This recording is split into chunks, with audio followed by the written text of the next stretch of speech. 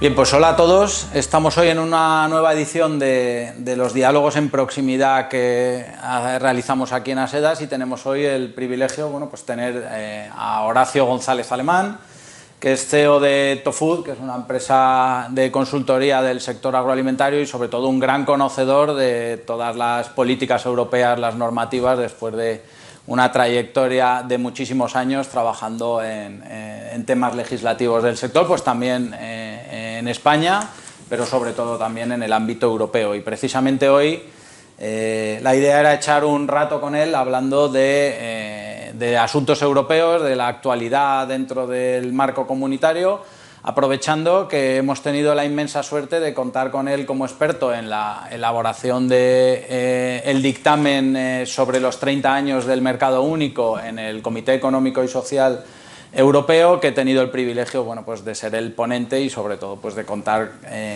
con él como experto y la idea es un poco analizar con él cómo está el estado de la Unión Europea aprovechando pues este aniversario que se celebra en 2023 de esta política, que ha sido a nuestro juicio un éxito dentro de las políticas comunitarias de los últimos años, pero que evidentemente el dictamen recoge algunas consideraciones, pues tanto favorables como negativas sobre esta política. ¿Cuál es un poco tu visión de estos 30 años de mercado único y de lo que ha supuesto para los europeos esta política? Bueno, primero muchas gracias Felipe y muchas gracias a Sedas por darme esta oportunidad, no solo de estar aquí, sino sobre todo, como le he dicho antes, de haber colaborado en la medida que he podido en ese dictamen que me parece esencial. Este año hacemos 30 años de mercado interior y para mí el mercado interior viene a ser la clave absoluta de la integración europea, ¿no?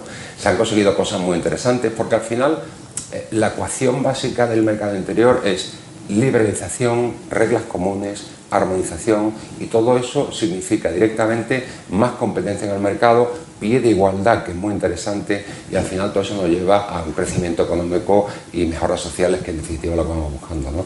Con lo cual la estrella, digamos, de la integración europea para mí ha sido siempre el mercado interior. Hay problemas todavía, lo sigue habiendo, y son un poco lo que hemos venido señalando en el informe, ¿no? Cuéntanos un poco de eso. ¿Qué problemas o qué posibilidades de mejora tiene esta política de mercado únicos, tanto para los ciudadanos europeos como también para las empresas, ¿no? Que al final son las principales, digamos, sufridoras, podríamos decir, de las novedades legislativas que se discuten y se aprueban finalmente en el ámbito comunitario? Bueno, para mí lo primero que habría que significar es que el mercado único parece como si hubiera dejado de ser una prioridad política. Yo entiendo que hemos tenido el COVID, hemos tenido la crisis financiera, ahora tenemos la guerra de Ucrania, todos esos son factores esenciales, pero no debemos olvidar nunca, como decía antes, que la base de la integración económica es precisamente el mercado interior. ¿Qué problemas estamos viendo? Estamos viendo, y a mí me preocupa mucho, cómo los Estados miembros muchas veces toman la delantera la propia Comisión Europea y ponen en marcha medidas a nivel nacional.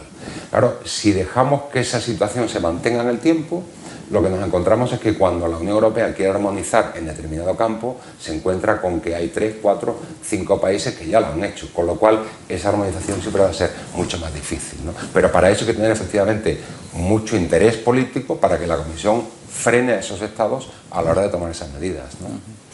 El dictamen habla también un poco de la necesaria inclusión del término de la competitividad, que es algo que ha repetido mucho la presidencia sueca, en todas las normas o todos los proyectos legislativos que se lancen, ¿no? Y desde aquí hemos trabajado mucho en los últimos meses y años para pedir una mejora de la calidad normativa, ¿no? Tanto a nivel comunitario como también a nivel nacional. ¿Qué crees que se puede hacer para que la legislación genere un entorno más competitivo, más eficiente para las empresas, que además redunde en beneficio de los ciudadanos? Y yo creo que lo primero que tendría que decir es que menos legislación es bueno. Quiero decir que al final muchas veces tenemos una inflación absoluta de normativa y por tanto, por eso es interesante, de todas cosas, que todo se haga desde Bruselas y que luego se aplique de manera igual en todos los países. Ese es un tema para mí esencial. Luego tenemos que ver efectivamente cómo se están haciendo las cosas a nivel europeo. Se ha avanzado mucho en todo lo que es el análisis de impacto, competitividad, como tú bien has dicho,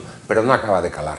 Eso tienen que tomárselo mucho más en serio las autoridades para que realmente al final tengamos una norma que sirva, que valga y que en vez de frenar ayude a las empresas a hacer sus propias actividades, ¿no? ¿Y cómo ves a Europa? Hemos tenido, en general, sobre todo el marco comunitario, ¿no? Hemos vivido crisis muy importantes, históricas, en los últimos meses y años.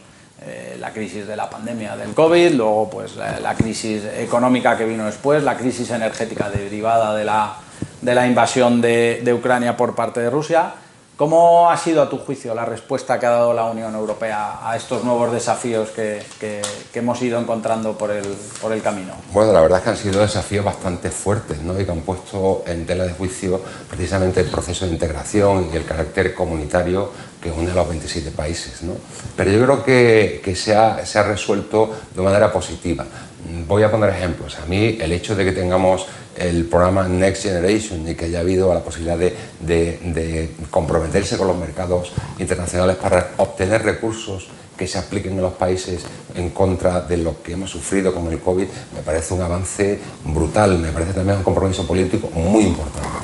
Pero luego también hemos tenido carencias. Yo creo que tanto el COVID como la propia guerra de Ucrania lo que ha hecho ha sido desvelar o dejar digamos, sí, nos ha dejado descubiertos una serie de flancos que hemos visto, ¿no? ¿Qué flancos? Pues muchísimos, por desgracia. Todo el tema de las materias primas, tierras raras, etcétera, para el desarrollo de una Europa tecnológica. Dependemos absolutamente de China. En el caso de la alimentación, que lo conocemos bien, pues exactamente igual con los cereales, con las oleaginosas, es decir, éramos un entorno de países ricos que habíamos descuidado en una serie de cuestiones esenciales y que de repente el entorno nos hace ver que tenemos flancos muy débiles. Y esos son los que tenemos que empezar a cubrir y parece que se está haciendo. Al final se trata todo de encontrar un agujero, por decirlo de una forma muy gráfica, entre Estados Unidos y China y que tengamos nuestra propia autonomía estratégica como sociedad. Yo creo que en esa línea, por eso en este mandato se empezó a hablar de esa soberanía estratégica abierta, ¿no? Que inicialmente no estaba en los planes de la hoja de ruta de este mandato, que ha sido el Gran Pacto Verde, ¿no? Que al final priorizaba por encima de todo los objetivos medioambientales para digamos, garantizar o como fórmula para que Europa ocupara ese espacio que comentabas en el mundo. Es verdad que esos objetivos ambiciosos de liderar en el marco de las negociaciones internacionales todo lo que es la lucha contra el cambio climático, la conservación del medio ambiente por parte de Europa, se elaboraron en 2019 cuando nadie preveía lo que podíamos tener por delante, ¿no? Una pandemia, una guerra a pocos kilómetros de la frontera con Europa. ¿Crees que las prioridades hoy en 2023 son las mismas que en 2019 o que habría que de alguna forma reformular sobre todo pues esos plazos, esos hitos que se pretendían cumplir para adaptarlo a la situación y a la preocupación digamos más importante que hay hoy, que es bueno, pues, combatir esa inflación enorme que hay en la Unión Europea y bueno, de alguna forma suavizar esos precios que pagan los consumidores europeos por los productos que compran? Mira, Felipe, esa es una muy buena reflexión y es un ejemplo muy claro de lo que yo decía anteriormente. Somos un grupo de países ricos que de repente nos dedicamos a ponernos, digamos, en el papel de liderazgo global con el tema de la sostenibilidad y de repente nos llega la pandemia y la guerra. Y como tú dices, las condiciones de cuando esto se pergeñó, que es en el año 2020, no tienen nada que ver con la realidad de hoy. La realidad de hoy es completamente diferente, luego eso tendrá que adaptarse. Más aún, yo diría que esto tiene que ser un jarro de agua fría para que nos lleve a la realidad. En la situación económica actual, los compromisos del Green Deal y del Farm to Fork, a mi juicio, no son los mejores para la Unión Europea. Tenemos que repensarlo, tenemos que hacer las cosas más realistas. Análisis de impacto, analizar efectivamente cuáles son realmente los efectos que pueden tener esas medidas legislativas. Y en su caso, corregir el tiro. No pasa nada. Lo importante es que lo consigamos. ¿Que tardamos más? Tardaremos más, pero tenemos que hacerlo bien. Yo creo que mejor hacerlo bien que dejarnos llevar por la ideología o por objetivos políticos de porcentajes que al final no son realistas, ¿no? Bueno, aterrizando un poco en el sector que nosotros representamos, el de la distribución, ¿no? En concreto la distribución alimentaria. Sabes que en los últimos meses Eurocommerce junto con la consultora McKinsey han elaborado un informe bastante potente sobre las necesidades de inversión que tienen que afrontar las empresas del sector, del retail y también de la distribución mayorista de aquí a 2030, que cifran en unos 600.000 millones de euros para hacer frente pues a esa transformación digital, transformación verde y también toda la parte de la formación y de la generación de capacidades para todos los trabajadores, teniendo en cuenta que estamos hablando de uno de los sectores que más empleo genera en toda la Unión Europea y que, claro, cuando uno ve las cifras ve que es incluso una cifra muy superior al propio plan presupuesto global del plan Next Generation que comentaba, que ha sido un hito, ¿no? Dentro de la... ¿Cómo ves el sector y cómo ves su capacidad para en estos años, de aquí a 2030, hacer ese camino, esas inversiones para hacer esas dos transiciones más la de la formación, que son los grandes retos que tienen por delante? Pues son las transiciones necesarias que a mi juicio van a poner el sector donde tiene que estar. De hecho, el sector, hemos visto, ya ha demostrado en los años pasados que efectivamente ha sido capaz de adaptarse a las situaciones. Entonces me parece muy bien ese estudio, además creo que es muy interesante pararse a pensar y decir ¿dónde están mis necesidades? Vamos a cuantificarlas y vamos a ver cómo las conseguimos. En ese sentido, a mí me parece que ha sido un error por parte de este gobierno de no prestar la suficiente atención al sector de la distribución dentro del PERTE famoso, de los PERTE famosos, ¿no? Del plan de resiliencia. Igual que tampoco le ha dado, a mi juicio, suficiente valor a la cadena agroalimentaria, porque al final esa palabra es la clave, cadena. Trabajamos en cadena, la producción, la industria, la distribución, la restauración. No tiene sentido que te vuelques en una parte de esa cadena y que las otras la dejes, digamos, huérfana de cualquier tipo de recurso. Además, curiosamente, aquellas que han percibido algo, que son la parte agrícola, la parte industrial, están tardando mucho en hacerse efectivos esos fondos, con lo cual estamos, en un juicio, en una situación difícil y espero que no estemos perdiendo una oportunidad histórica porque no sería bueno para nadie. Este sector se ha caracterizado en Europa por haber abrazado el espíritu del mercado único que se conmemora en 2023 su 30 aniversario y haber generado estructuras, alianzas entre las diferentes empresas, ¿no? Lo que se conoce como las alianzas de compra, para aprovechar las ventajas de ese mercado único y crear estructuras más competitivas, más eficientes, sobre todo teniendo en cuenta que tenían que competir también en los mercados globales, ¿no? Sin embargo, en el pasado pues hemos visto alguna iniciativa en el ámbito comunitario un poco en contra de esta figura. Sin embargo, el dictamen sí que recoge, bueno, pues un reconocimiento a todos esos sectores, no solo el de la distribución, también el sector farmacéutico, el sector energético ha sido capaz de entender las ventajas que tenía el mercado único y buscar esa agrupación de empresas para ganar masa crítica y ganar tamaño y ganar un poco de presencia en los mercados mundiales. ¿Cómo ves tú un poco esa compatibilidad entre esas iniciativas de las empresas que abrazan el mercado único y se juntan para crecer y luego en paralelo iniciativas comunitarias que lo que buscan es un poco limitar la creación de esas figuras, ¿no? Parece un poco incongruente.